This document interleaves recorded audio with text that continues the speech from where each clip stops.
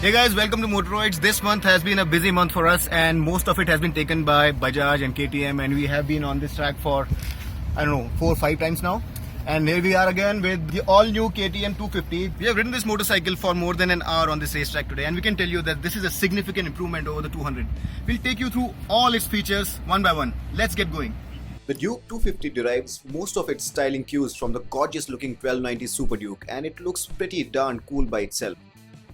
The Duke 390 is available in white and orange shades with fresh new graphics, black alloys with orange highlights, and a new UV resistant paint which is more durable and less prone to fading.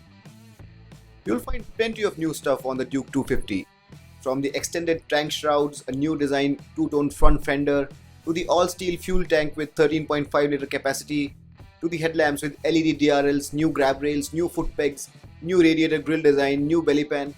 Everything here is bristling with novelty.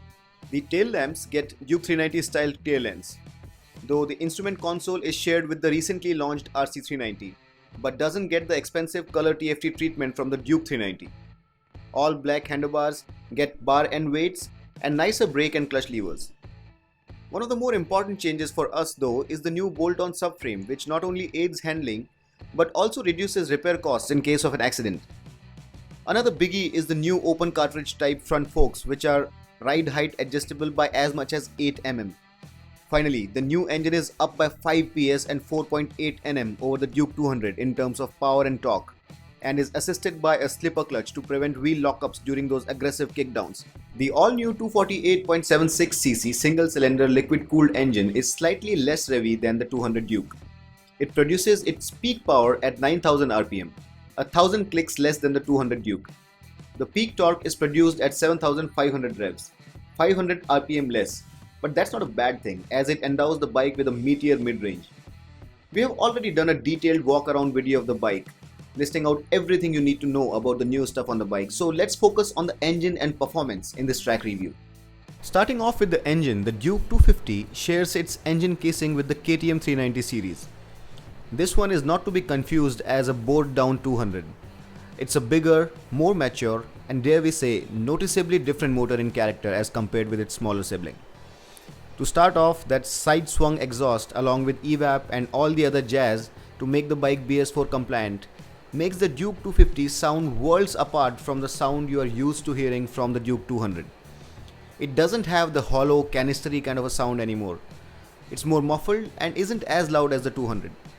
While the low to mid rev sound isn't anything great to ride home about, it sounds bassy and deep on full chat.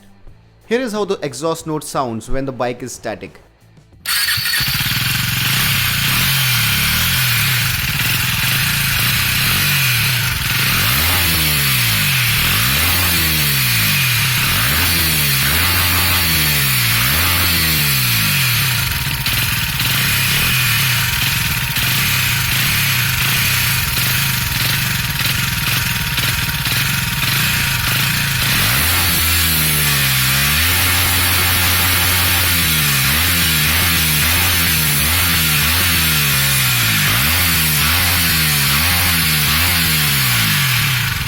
Swing a leg over the motorcycle and two things are very clearly evident even before you turn the ignition on.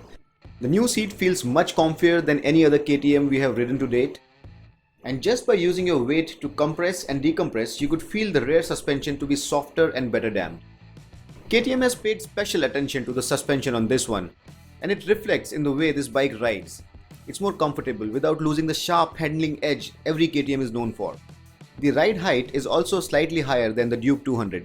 Though we don't think it's going to be a problem even for the shorter riders. I am about 5 feet 10 and I was more than comfortable paddling the bike. I guess riders much shorter than me wouldn't have any issues either.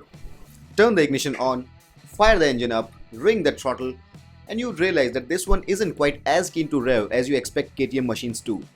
A swap with the saddle of the KTM 200 instantly validated our observation. On the move, the Duke 250 feels racier in terms of stance, what with its slightly reconfigured seating, handlebar position, and slightly more rear set foot pegs.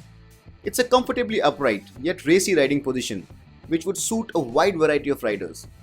The Duke 250 is noticeably quicker than the 200 off the block. With a larger rear sprocket and shorter gearing, it simply hustles its way to 98 km/h in third gear. where you would need to shift one more cog to take it past the 100 km/h mark. A slightly taller gearing for the third cog would have lent this baby a quicker 0 to 100 km/h timing, but that's only for academic purposes. The speedo indicated top speed for the Duke 250 is 137 km/h. It's notable here that the top speed can be achieved in 5th gear as well, and the 6th gear here is a sort of a cruiser cog with some reluctance to kiss the red line. Also, as a comparison, the Duke 200 achieved a top speed of 130 km/h on the same straight, so the top speed gains are not exactly massive over the 200. What is substantial though is the demeanor and composure of the bike around bends, and its maturity when pushed to the limit. The Duke 250 comes across as a more substantial machine with more sure-footedness, better handling and more dependability when hustled through a variety of bends. It feels more planted, more neutral and smoother, more flickable around corners as compared to the 200, which feels smaller and lighter and slightly more fidgety. The big wide saddle on the 250 makes moving your backside around very easy. Dipping the bike into a corner and lifting it again is a breeze. The flickability here is just awesome. The Duke 250 feels smooth and effortless in transferring its weight from side to side and inspires tons of confidence around tighter, more technical corners, which are the real litmus test for a motorcycle's underpinnings.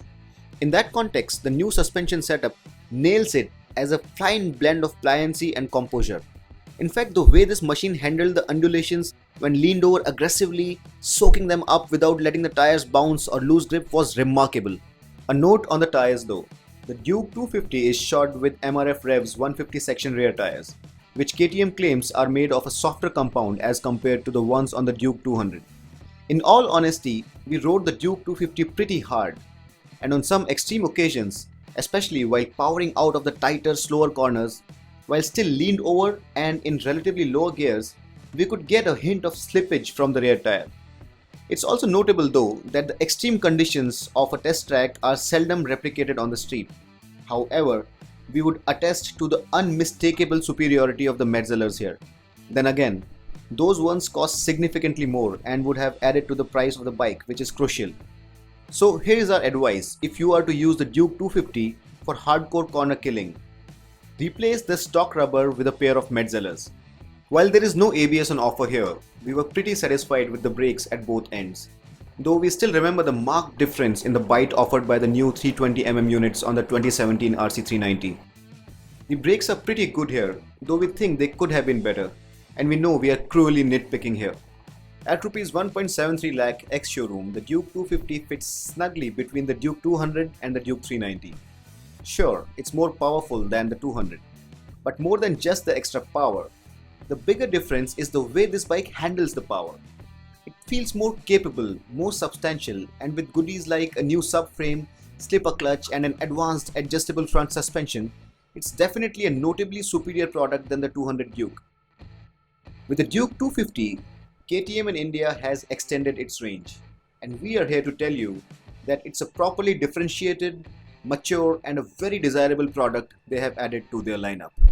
If you like this video, do hit the like button and do subscribe to our channel as we are just warming up to creating some real kick-ass videos. Oh, and do let us know if you have any questions about this one and we will try to answer them as soon as possible. Until next time then, have fun, rev hard and rev free.